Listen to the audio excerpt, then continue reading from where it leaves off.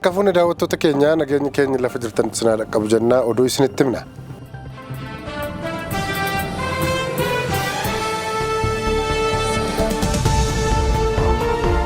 Godina Booranaa Bahaa aanaa Libanitti balaa tiraafikaa qaqqabeen namoonni 8 lubbuun darbuun dhaga'ame. Konkolaataa deddeebisa uummataa Doolfiin jedhamu adoolaa Waayyuurraa gara Nagellee Booranaatti imalaa ture. Konkolaataan fe'umsaa waliin walitti bu'uun balaan sun qaqqabu itti gaafatamaan qajeelcha tiraafikii poolisii Oromiyaa Komaandar Balaachoon himaniiru kan jedhe FBCdha.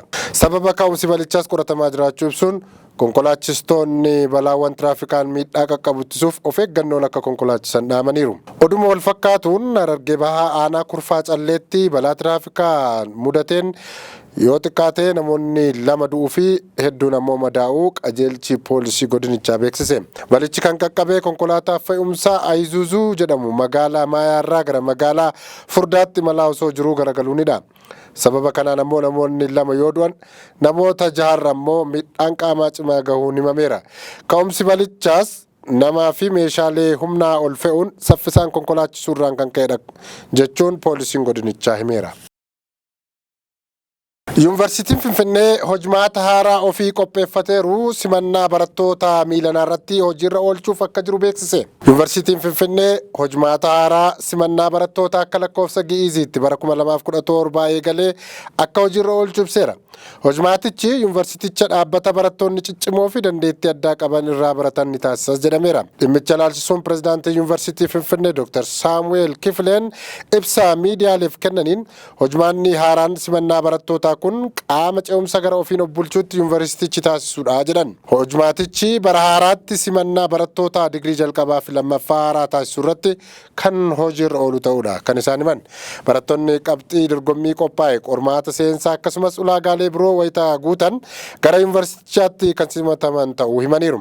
Barattoonni akka lakkoofsa gi'iziitti bara 2014, 2015 fi 2016 qormaata biyyaalessaa kutaa 12ffaa fudhatanii qabxii darbinsaa galmeessan ulaagaa ba'uu giddugaleeffachuun gama poortaalii yuunivarsiitichaatiin galmaa'uu akka danda'an yuunivarsiitiin Finfinnee yaadachiiseera. Paartiin Federaalistii Sidaamaa marii biyyaalessaa keessaa baheera jedhe. Sababni isaa immoo komishinichi dhiibbaa siyaasaa jala jira kan jedhudha. Haga yoonaatti marii biyyaalessaa keessatti hirmaachaa tureera kan jedhe paartiin Federaalistii Sidaamaa ammanaaf gamnaan keessaa bahuufan dirqame jedhe. Paartichi ibsa kaleessa baaseen komishinii marii biyyaalessaa ajandaa marii naannoo Sidaamaa magaalaa Hawaasaa keessatti walitti qabachaa jiru irratti dhaabni keenya ajandaa qabsiifachuun akka qooda fudhatuuf ifatti affeerame ture jedhe. Affeerraa kana fudhannee miseensota nama 5 akka marii sanaatti qooda fudhataniif ajandaa waliin ifatti erginus marii hawaasaatti qophaa'e irratti akka hirmaanneef humnaan waltajjiirraa na jalaa dhorkamaniiru jechuun himateera. Bakka buutonni isaa maaliif ari'amnellee komishiniin nuun affeerre nuuf hin ibsine jedheetu komate. Kun ammoo komishiniin marii biyyaalessaa dhiibbaa dhaaba siyaasaa biyya bulchaa jiru irraa bilisa akka hin taane kan agarsiisudha jechuudha. Komishinicha irratti kan gaaffii bilisummaa qabaachuu kaasisuu dandeessudha jedheera. Kanaaf hirmaannaan marii biyyaalessaa keessaa qabu kana booda dhaabee keessaa baheera jechuun paartiin Federaalistii Sidaamaa ibsa isaan beeksiseera. Naannoo Amaaraa keessatti sababa rakkoo nageenyaatiin barsiisonni hojiirra hin turre bakka biraatti jijjiiramuuf jiru. Lolli finxaaleeyyii naannoo Amaaraa fi waraana mootummaa federaalaa akkasumas kan naannichaa jidduutti erga eegalee waggaa lammataa keessa jira. Lolli godhamaa jiru hoogganoota mootummaa fi kan paartii badhaadhinaa naannichaa sadarkaa godinoota aanotaa fi magaalota adda addaa galaafachuurra dabre geejjibni naannicha keessaa yeroo hedduu akka ugguramu taasisaa jira. Waajjiroonni mootummaa tajaajila uummataaf kennuu qaban kan akka manneen barnootaa, manneen yaalaa fi kan biroo bakkoota hedduutti erga hojii dhaabanii oolee bubbuleera. Hojii dhaabuun hawaasa dinagdee qofaa irratti osoo hin taane qorqalbii hojjettootaa irratti miidhaa akka qabu mootummaan naannichaa ibseera. Waan kana ta'eef barsiisonni sababa waraanaatiin hojii barsiisuu dhaabanii jiran bara dhufurraa kaasee gara bakkoota nagaa qabanitti jijjiiramanii akka hojjetaniif biiroon barnoota naannoo Amaaraa ajaja dabarseera. Qajeelfamni sadarkaan gaddarbeerraa kan jedhame kuni sababa rakkoo nageenyaatiin bakka amma jiranitti hojjechuu akka hin dandeenye barsiisonni ragaa dhiyeeffachuu danda'an bakkoota nagaa ta'anitti jijjiiramanii akka isaan hojjechuu danda'an kan taasisudha. Jijjiirraan amma godhamu kuni sababa rakkoo nageenyaa waan ta'eef yeroo gabaabaaf kan waggaa tokko qofaa haga waxabajji 30 bara dhufutti turuudha jedhameera. Sababa waraanaatiin manneen barnootaa 4,000 naannicha keessa cufamanii turan bara dhufu deebi'anii hojii akka eegalan beeksiseera kan jedhe The Reportersidha. Garuu ammoo warri cufaman erga deebi'anii banamu ta'ee barsiisota bakka biraatti jijjiiruun maaliif akka barbaachise ifatti hin keenye. Masriin mana maree nageenyaatiin gahee bishaan koo mirkaneessuuf tarkaanfii barbaachisuu hunda nan fudhadhaa jette. Masriin sababa hidhaa guddicha Itoophiyaan laga Abbayyaa irratti ijaaraa jirtuutiin nageenya bishaan ishee mirkaneessuudhaaf tarkaanfii barbaachisuu fudhachuudhaaf mirgan qaba jette. Masriin kana ka jette xalayaa karaa ministeera dhimma alaa fi jallisii biyyattii kan dhiyeenya kana muudaman Dr. Badraa Abdullaatiin mana maree nageenyaa dhaabbata biyyoota gamtoomaniitti ergiteetiin. Ministeerichi xalayaa dilbata fulbaana 1 bara 2024 Pireezidaantii mana maree nageenyaatiif barreessan irratti imaammata dhuunfaa Itoophiyaa hidhaa guddicha haaromsaa irratti qabdu Masriin guutummaa guututti hin fudhattu jechuun himan.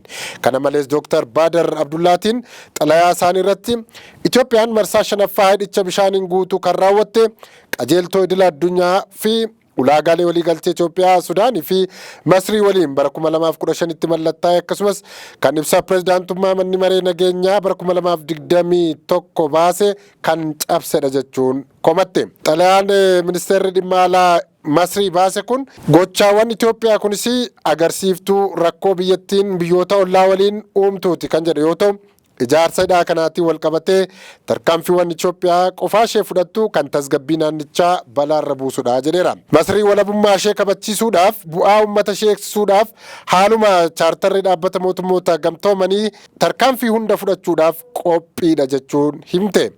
Dhiyeenya kanas koreen ministeera muummee Masriitiin durfamuu fi koreen waliigala Masrii Naayiliif jedhamu walgahii godhachuudhaan kan ibse ministeerri dhimma alaa biyyattii.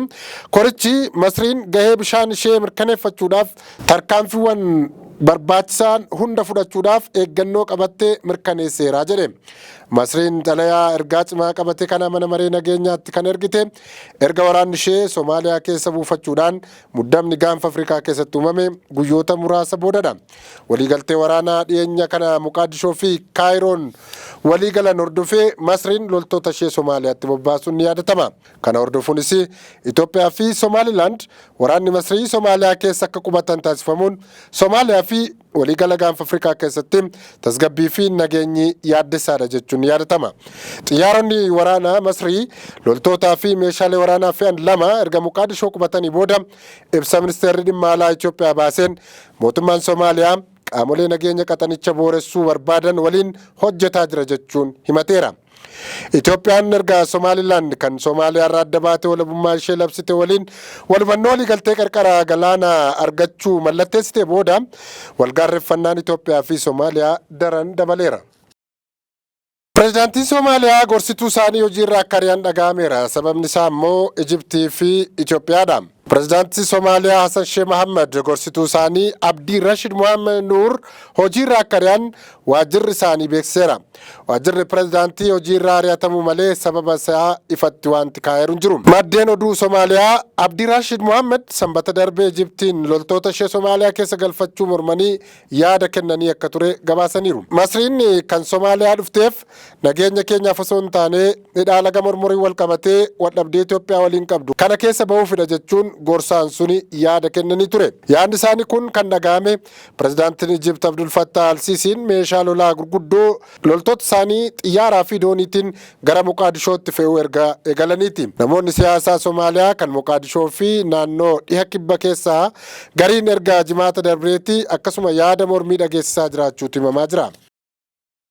Naayijeeriyaatti roobni yandoo roobee gamoon jiguudhaan lubbuun namoota 179 darbuun mootummaan biyyatti hime. Kaaba lixa Naayijeeriyaatti bakka namoonni rooba baqachuun gamoo tokko jala jiranitti balaan mudate gamoon sun jiguudhaan namoota baay'een lubbuun isaanii darbe. Ejeensiin bulchiinsa balaa tasaa biyyaalessaa biyyattii akka gabaasetti daa'imman kanneen kutaalee kaaba lixa Naayijeeriyaa 7 lolaadhaan baay'ee miidhaman keessaa tokko kataate Kaatsiinaan keessatti du'aniiru. Kufaatii gamoo mudate sanaa hordofuun daa'imman sadaffaa immoo miidhaan gahuu ejeensichi himeera. Kamiisa dabree dhaabbatichi akka jedhetti guutuu Naayijeeriyaa keessatti yoo xiqqaate roobni jandoo roobuudhaan lubbuu namaa fi qabeenya irra qaqqabsiiseera. Dheengadda immoo gamoon jigee namoonni 179 sababa lolaatiin du'uu himeera. Kanneen 10,000 lakkaa'aman ammoo bakka jireenya isaanii irraa buqqa'uudhaan jiruu gadadoof saaxilamaniiru jechuun himeera. Kaleessa guutummaa Israa'el keessatti uummanni mootummaa irratti mormii baheera.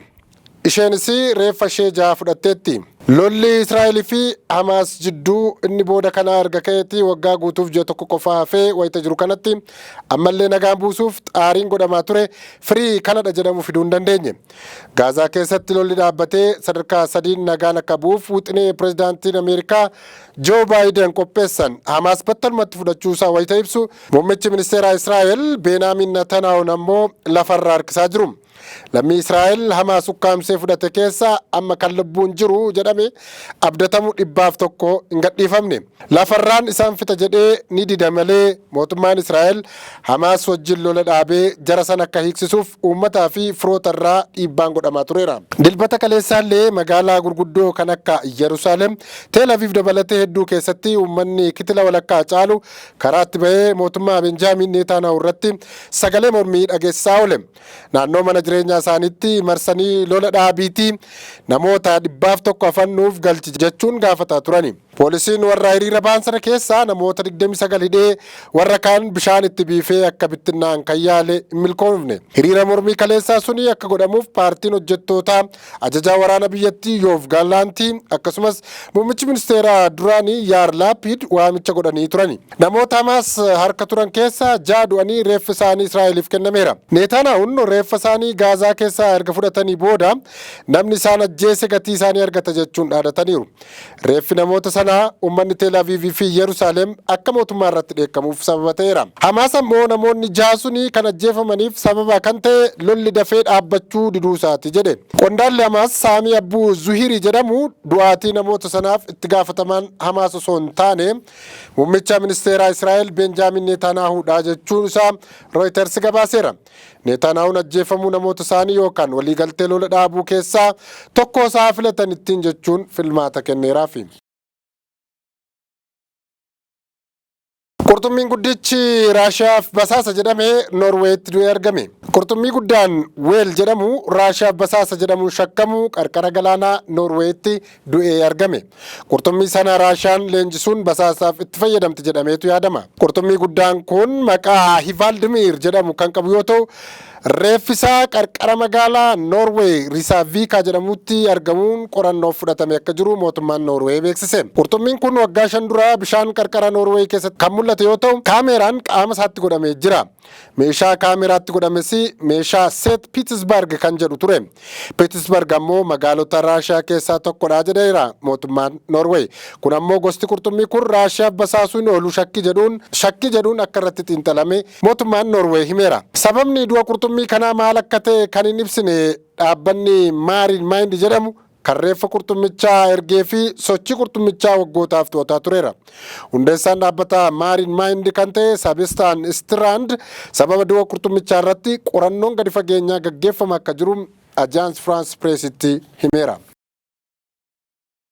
Haleellaa samiirraa Raashiyaan Yuukireen irratti raawwatteen yoo xiqqaate namoonni 41 miidhamuun dhaga'ame. Raashiyaan haleellaa samiirraan magaalaa Kaarkiv irratti raawwachuun yoo xiqqaate namoonni 41 miidhamuu isaanii aangawoonni mootummaa Yuukireen himan. Bulchaan naannoo sanaa Olee Seeniivoo kanneen haleellaa sanaan madaa'an keessaa daa'imman 5 ta'uu ibsaniiru. Raashiyaan bu'uuraalee misoomaa lammiilee nagaa irratti xiyyeeffachuun barbadeessaa jirti jechuun himataniiru.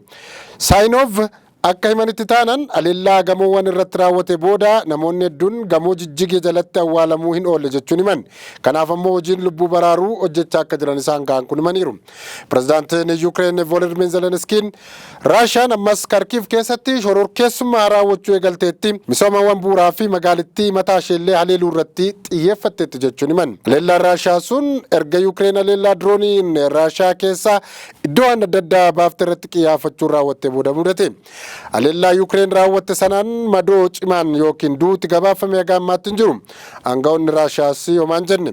Yuukireen torban darbe naannoo kana keessa lafa iskuweer kiiloomeetirii 1294 qabachuun akkasumas qubsamoota 100 fi loltoota Raashiyaa 600 to'achuu ishee ibsitee turte. Liibiyaatti namichi seeraan ala nama daddabarsaa ture ajjeefamuun dhaga'ame.